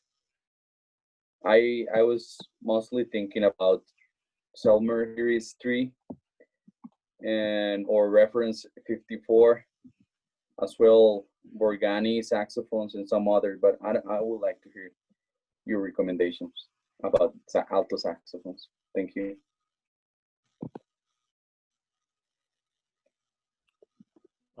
Good question. John, do you want to? Well, you go first, and then I'll follow up. Okay. I mean, that's a great question. I don't have any definitive answer. It's like there's so many great saxophones, and there's no right answer for them. It's it's a feel thing, personal preference, and I think the most important thing is to be able to just to play as many of these different horns as possible. And so instead of the idea of like, in theory, would I like a reference alto or a Series 3? Well, I have no idea. It would be great to be in a place where you could play both those models back to back, and know. I think you'd be able to know for yourself. Those are both like two of the best quality modern saxophones being made right now. I tend to play a lot of vintage instruments. It's just something that I enjoy doing. But there's so many great modern instruments being made right now that are extremely affordable as well. These Ishimori horns are great, that are not overly expensive. I think, I'm not sure what they're really retailing for. The Yamaha custom altos a lot of people really like them as well. But I mean, I'm in the same boat with sopranos, because I've been struggling with this, this Mark VI for too long, and I kind of really want to sit down and just play a bunch of all the new horns and just figure out which one I like the best. And I don't, without doing that, I won't know. Unless your dad, if he's still in the chat, unless he has another one of those Yamaha 62s flying around, I'd love to get my hands on one of those. Well, we can talk about that. But Jorge, I think it's a great question, because essentially, and I mean, for our non-saxophonists in the chat, just plug your ears for a couple minutes, because I do think that this is like an instrument, it's a woodwind specific thing, because I think the first a decision point that you have to make for yourself is, are you someone who wants to play a new instrument or a vintage instrument? And that's a major decision point in terms of tuning and intonation, because I think there are essentially two principal schools of thought in terms of, I think there's a romance, there's definitely like an emotional component to vintage instruments, particularly, obviously, I think three instruments in particular: the Selmer Mark VI, right, which is sort of the staple professional instrument of choice in jazz still to this day. The Selmer Super Balanced Action, which I feel like is for the contrarians, essentially, of jazz. And especially people, I think, like me and Jake, I think it's safe to say, who love Mark Turner. And, like that, I think a lot of what Mark Turner does as a saxophonist is enabled by specifically the key work and keyboard of the Selmer Super Balanced Action that is, different in fundamental ways to the Mark VI. They're and I would say like a Seamus Blake, as far as his sound. Yeah, it's definitely enabled by that specific horn. Right. And I think, in the exact same way, like the Mark VI has certain tonal characteristics that the Super Balance just can't match, right? Like, I mean, there's a reason why Chris Potter switched from Super Balanced Action to Mark VI. And when he made that switch, it was to do the underground recordings, with the electric band. And, he sounds fundamentally different, before those recordings on the Super Balanced Action. If you go back and listen, for instance, to a bunch of the records that he made with Red Rodney, he was playing a Super Balanced Action, and his tone and like timbre is completely different. From when he switched to the Mark VI. It's just a very different sound. And then, so essentially, and then the third sort of like romantic vintage like instrument is the Conn, like the 10M, right? Has made like a huge resurgence over the last, I would say, like 5 years, particularly with like Mark Shim, Gary Thomas, right? Like that, that very like deep, almost like guttural sound that like essentially you can't get from other instruments, because those were made prior to the codification of the saxophone, essentially, right? So they have a very different keyboard. It's almost like learning a new instrument in some ways, just because of how different that keyboard is, and the sound is so unique with like those early American-made like Conn. What's the other one? The King, Martin, Zephyr, and King. yeah, for sure. So I think number one would be to determine whether or not you want to try and go the vintage route, because the cons to those the cons to those instruments are essentially tuning and intonation, or strengths, depending on how you look at them, right? Like some people are going to say, no, like it has its own voice, right? Like, but those are also elements that you have to master.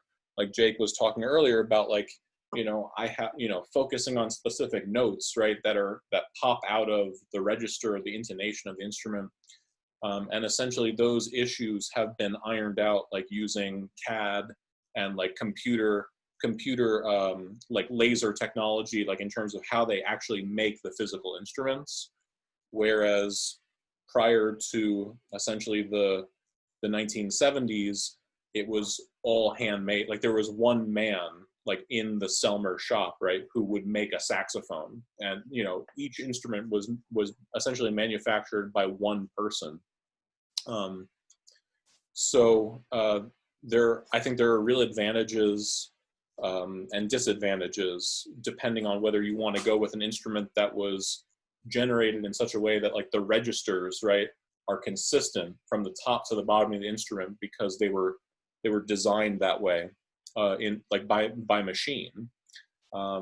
And so to me, in that kind of case, you're going to want to really consider neck and mouthpiece choices, because that's where your like more of your sound is going to come from rather than the instrument itself.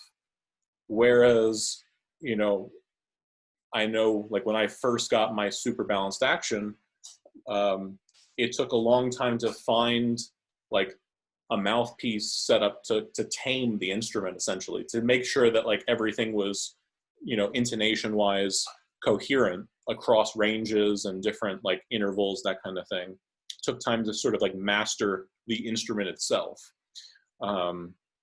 So I think you have to kind of decide which route you want to go, vintage versus like contemporary instruments. And then once you make that choice, I think it becomes a little more clear, because I mean, you know, you're seeking to be, you know, professional level instruments, you know, whether it's Borgani or Yamaha, you know, there's really only one, like, you know, there's one top level saxophone per brand, essentially, you know what I mean? Like there's a top dog. And I think like as a professional musician, you owe it to yourself to kind of like grab that. I mean, I think one of the interesting things is like when you're looking at buying a brand new horn, the prices have gotten to the point where like that's, you're paying the same money either way, whether it's a Mark VI or like a brand new Yanagisawa. Like there's not that much difference in price anymore. Where I think it gets a little more complicated is if like you're looking to buy a used new horn, because then like that's where there's a little more flexibility in price, and you could get yourself a deal, essentially. I think ultimately, you know, friends and family is like the best way to go. Like if you look at, you know, just how horns have been passed down, you know what I mean? Getting a horn from like an amazing player is always like a great way of ensuring that that horn plays well. You know what I mean? So I would like, for instance, like talk to myself, like talk to Jake, talk to Patrick, you know what I mean? After this masterclass, like, because, you know, even if like we don't have a second or third horn that's possibly for sale, we probably know like someone who is looking to get, you know, to move a horn. And getting a horn from another professional musician is always just a really great way of knowing like, hey, like this horn's been cared for, right?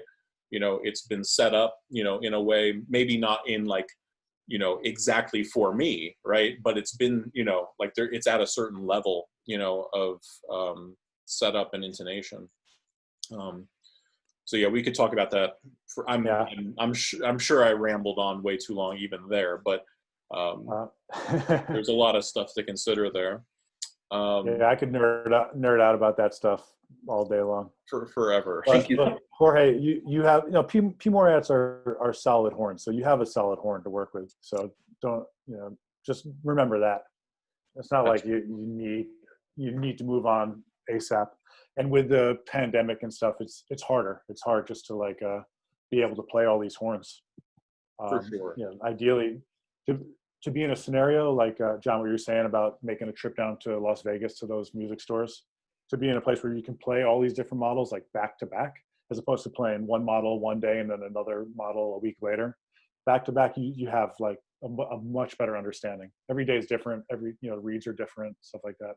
Yeah. The room acoustics are different. But if you can just go to a good store and just play them down the line, you'll know pretty sure like what you really prefer, and then that'll narrow the search pretty quickly. You know, another thing that's important on that discussion, and then we'll move off of it, I promise, but a lot of times, like you're testing horns and playing completely different things on different horns. And one of the quickest ways to know, to kind of objectively measure how a horn is playing is to take the same thing and play it on every horn.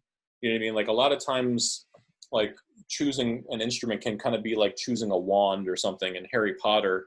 And it's like you play something completely different depending on the horn, right? Like, you know, you're playing a ballad because it kind of feels right on this instrument. And then all of a sudden you're playing like, some Coltrane stuff on this other horn, there's no comparison to those styles, right? Like, so if you choose like one piece, you know what I mean, that maybe essentially like covers a specific range of the horn, that kind of thing, you can get a better feel for like how it's comparing to other instruments.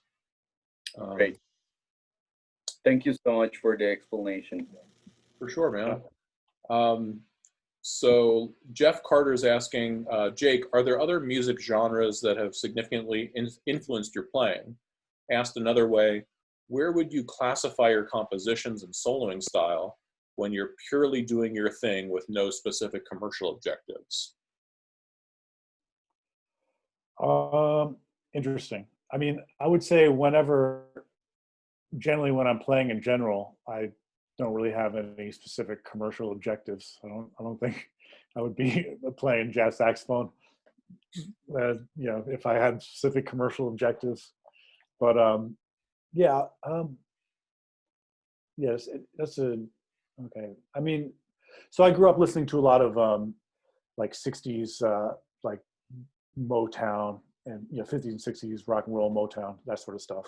And I think, like I was probably a bit more subconscious, but I think like when I was in 4th grade and it was like my parents asked me which instrument I wanted to play, and I really wanted to play the saxophone, it was because of those classic tenor solos and those old 50s rock and roll songs, and the doo-wop stuff and the Motown and all that stuff. I still love that kind of music. And yeah, that stuff. And then just, stuff like the Beatles and Bob Dylan and all that folk music as well. Like I love all that kind of stuff. And I guess that affects me because if you were to just nerd out on that music from just like a harmonic or, like specifically just like music theory perspective, it's not like the heaviest, craziest stuff, but it is so heavy and beautiful just for just like the emotional element of the music. And that's kind of the whole point of making music in the first place, is really to just create this art just that has meaning and stuff. So that helps me, kind of like keeps me grounded sometimes when, I feel like maybe I'm getting too nerdy into the jazz music. And, sometimes you feel like, oh, I'm making jazz music for other jazz musicians. And like, let me get back to like making music because I love making music. So, I mean, I don't know, hopefully that helps answer your question. And where would I classify my compositions and soloing style? I mean, I've always loved that kind of modern New York jazz, kind of that sound, like Kurt Rosenwinkel, The Next Step with Mark Turner. Like I love that album, forever and ever. Like when I was younger, listening to early Joshua Redman albums, every time he came out with an album, just listening to it on repeat over and over again. That's the stuff that kind of made me want to be a jazz saxophone player. And I still love that music. But I love it because like an album like The Next Step, even though it's so like harmonically complex and rhythmically complex, it's for a purpose for me. I hear it and I feel like all this stuff is happening for a greater like emotional purpose. And that's the kind of thing I try and like kind of remember and try and put into my playing, if that makes sense. It's hard. It's a hard question. I mean, I love the question. Not an easy one for me to answer. So it's kind of just like off the cuff. I would love to think about it more and come up with a more,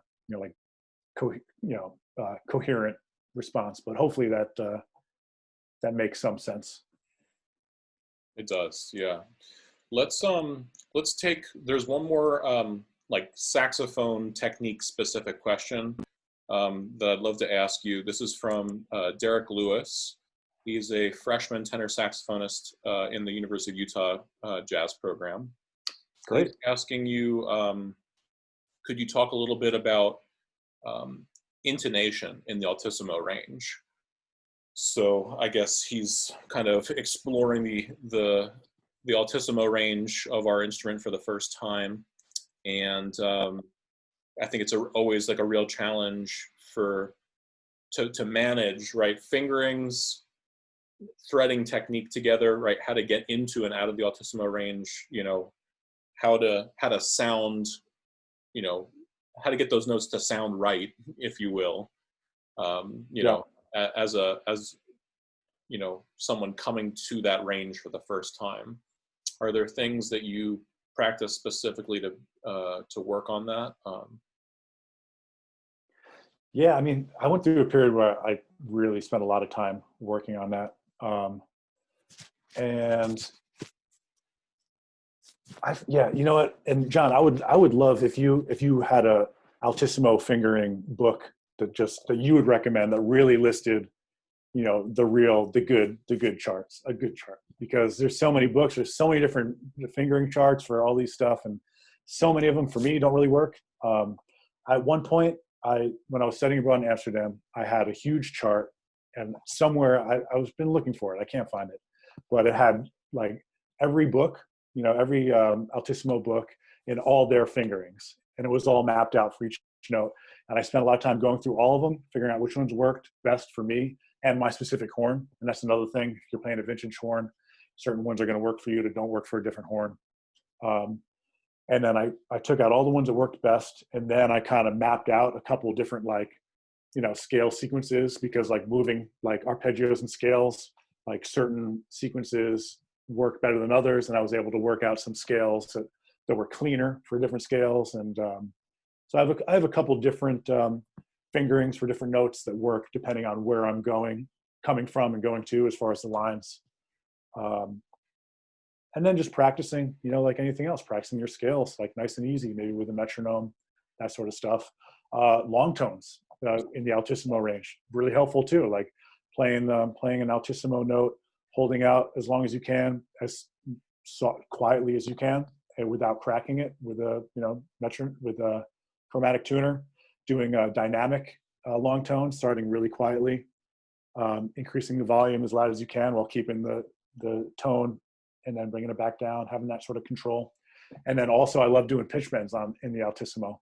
That's like super helpful. You want to get a note popping out and being able to control the intonation, like how flexible are you with those altissimo notes? And that stuff has all really helped me a lot. For sure. Just a couple of things to add to that.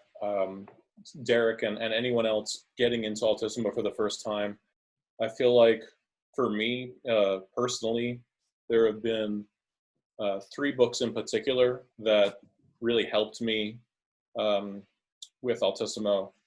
The first was, well, actually, I guess I'll go with 4, because the first one wasn't an altissimo book.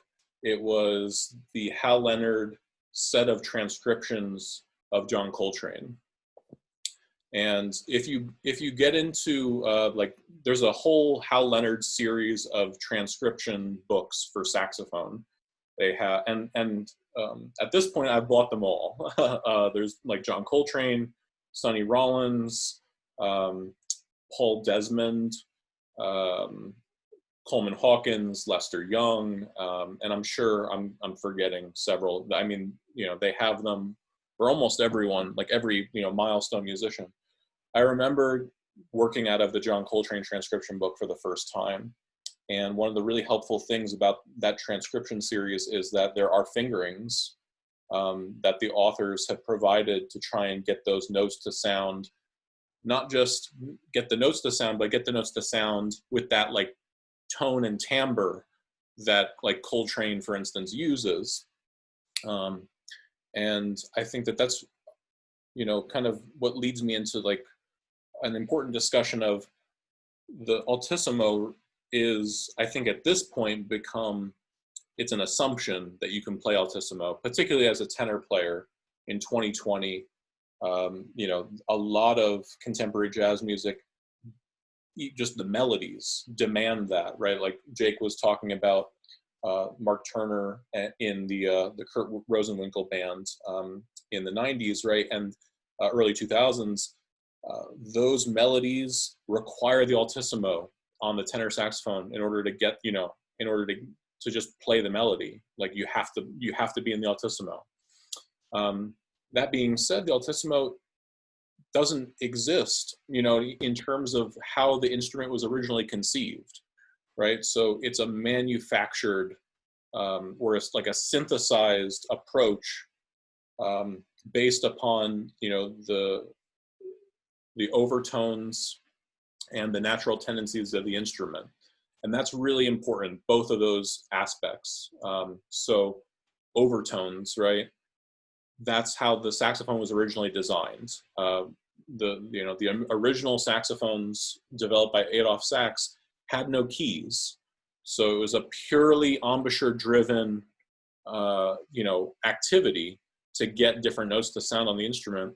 And Sigurd Rascher's top tones for the saxophone are all about producing altissimo based on overtones.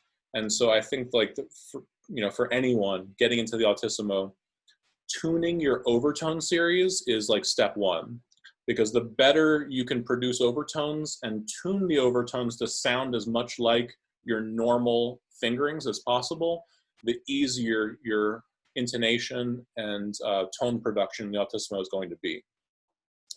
And then what Jake is talking about in terms of like pathways, essentially, of fingerings, I think is extremely important, because I think there's an important component of the saxophone that has similarities to the oboe.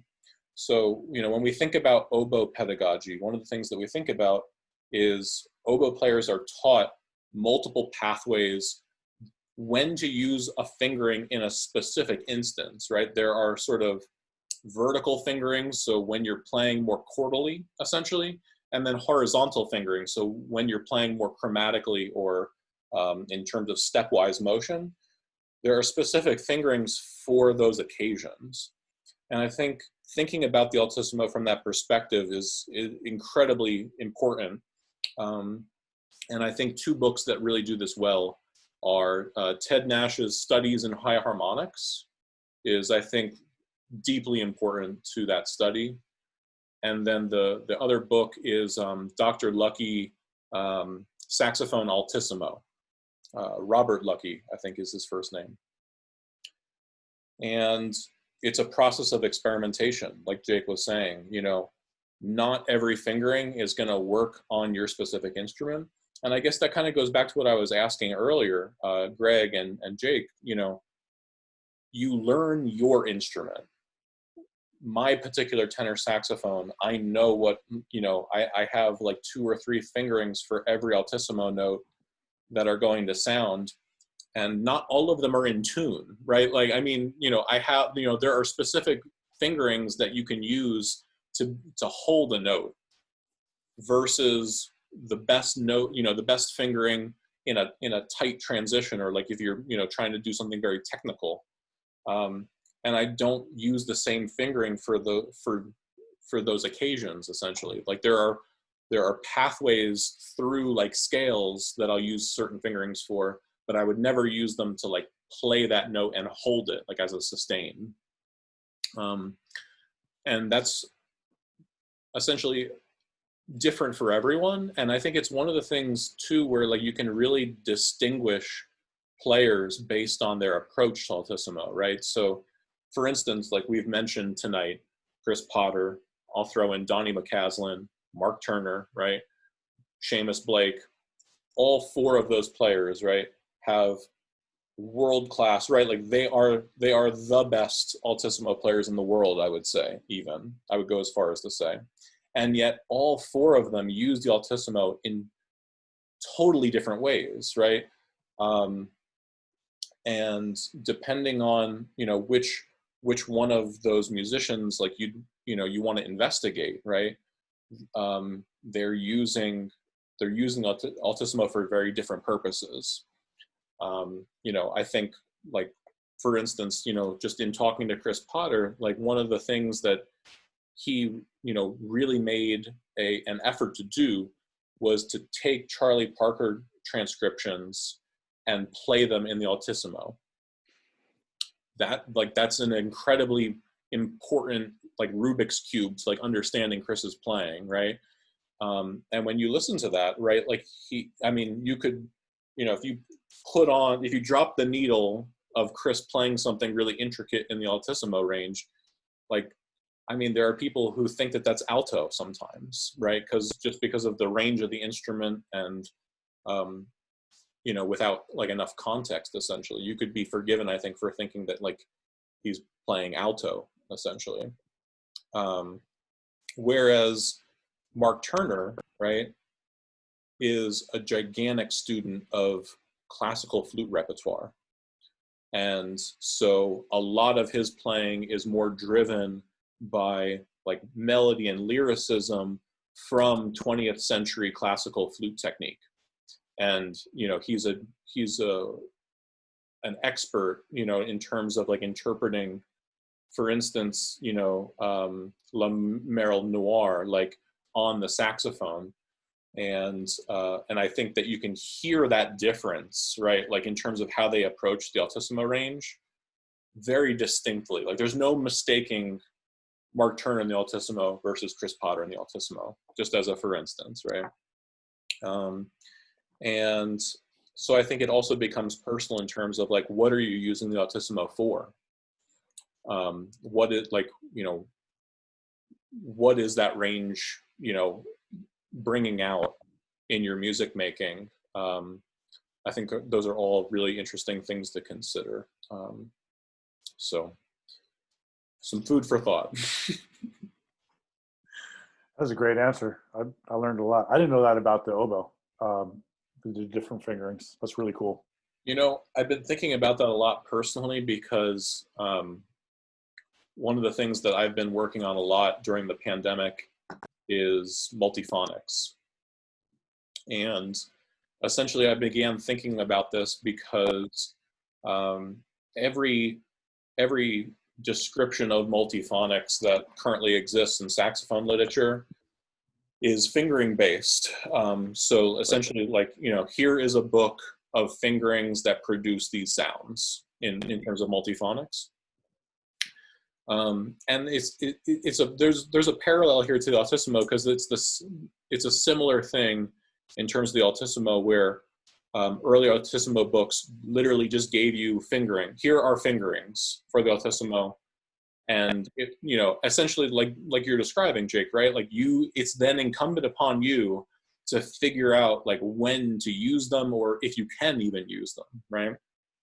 And I've been thinking about this a lot because I've been trying to learn how to use multiphonics more from the perspective of like a guitarist or pianist. You know what I mean?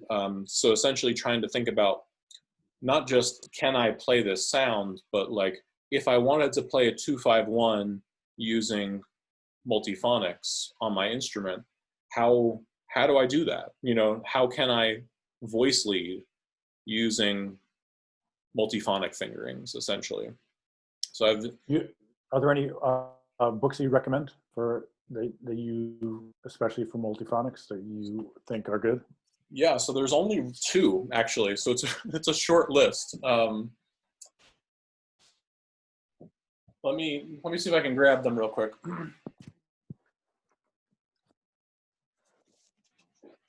Hey Jake, as I'm doing this, guys, just real quick, because we're at 2, they were over 2 hours now too.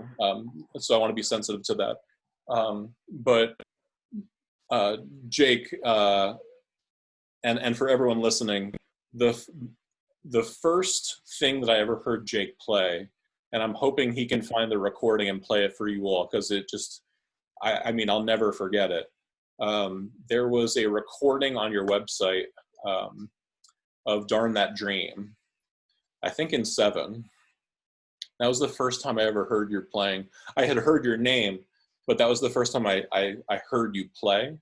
And I'll never forget it. It's an amazing recording. I was wondering if you could maybe share that with everyone, and then we can come back and talk about the multiphonic thing, and then maybe wrap up from there. But would you mind playing that for us, or is it possible to find that recording? You know what? I would have to dig for that because yeah, I feel like that was probably a live thing. I think it was. I think it was at Fat Cat that you recorded that. Yeah, I would have to dig for that. Maybe there's another tune though that you could share with maybe from the latest record or something. Just do another listening session real quick. All right. But yeah, if you're digging, you don't have to dig around for those multiphonic books if you don't know where they are. I've got them. Okay. I just have to grab them real quick. All right.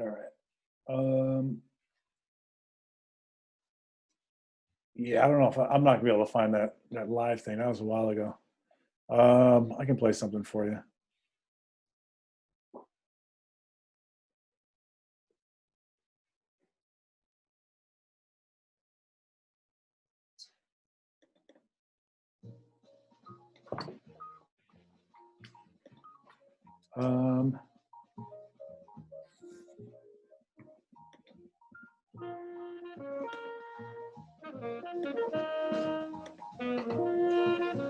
Can you guys hear this okay? Or is it, yeah.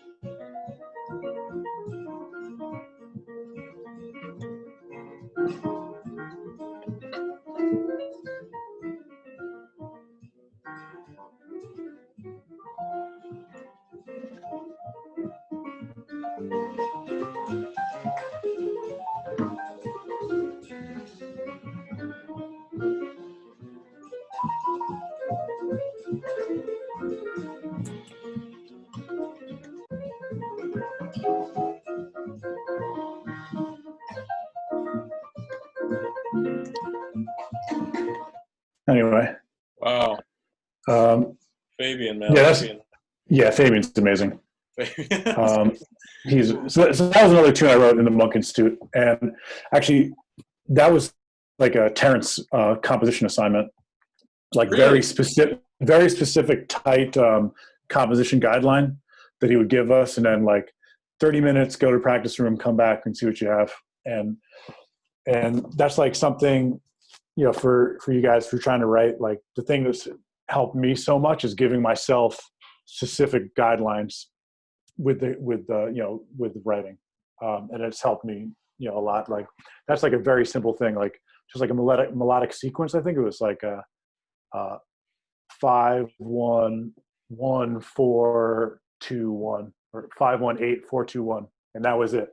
That was the melodic sequence, and then that tune is just that melodic sequence. Different modes, you know, retrograde, inversion, all that sort of stuff, and even the bass line is that. And like I learned a lot from Terrence, like with that sort of composition sort of stuff. But the two things are like, you know, giving yourself rules and guidelines to like narrow, you know, the scope of your stuff, and also like giving yourself a timeline. You know, like committing the, you know, the pen to the page, and not being afraid to do that. So that was super helpful. He'd give us these assignments, got half an hour, come back with whatever you have. You got to commit it, and maybe it's not the best thing, but it's something there, and it's in your notebook, and maybe one day you'll go back to it and hear something different and stuff like that. But yeah, that's what I got for there. Wow. Guys, real quick, those two books, just for your edification, Multiphonics for the Saxophone by John Gross. And the other book is it's a French saxophonist, Les Sons Multiples au Saxophone, Daniel Kienzi. I'll throw them into the chat real quick. Yeah, that's awesome.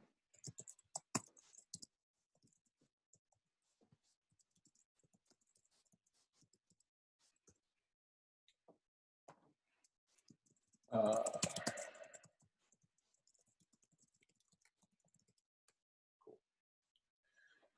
right. Well, guys, 2.5 hour Zoom meeting. I think let's call it here for tonight. Jake, thank you so much for being so generous with your time and your insights tonight. I really appreciate it, man. Thank you everyone for tuning in tonight. It's been really great to see some old friends and some new faces and colleagues here tonight. Really appreciate it. And if you guys have any questions, you know, or are interested in lessons, that kind of thing, or checking out some more music, Jake, maybe you'd like to throw your email or contact into the chat so people can reach you. And then if you have any questions for me specifically, obviously you can feel free to reach out to me on the email that I sent everyone for the registration for the Zoom link tonight. So feel free to get in touch with Jake or myself, and hopefully we'll bring another installment of the Hang before the end of the year. So I'm hoping to see you all again soon. Thank you again so much for your time, Jake. Thank you again. Really appreciate it, brother. Thank you. Thanks for having me. And nice to meet all you guys. And hopefully I'm looking forward to meeting, you know, everyone that's local in person when all this, you know, madness goes away and it's, you know, safe to do so. Really looking forward to it. Absolutely. All right, guys. Everyone, stay safe out there. Have a great evening, and see you on the other side. Take care. Thank you, guys. See you, Tyler. Bye, guys. Yeah.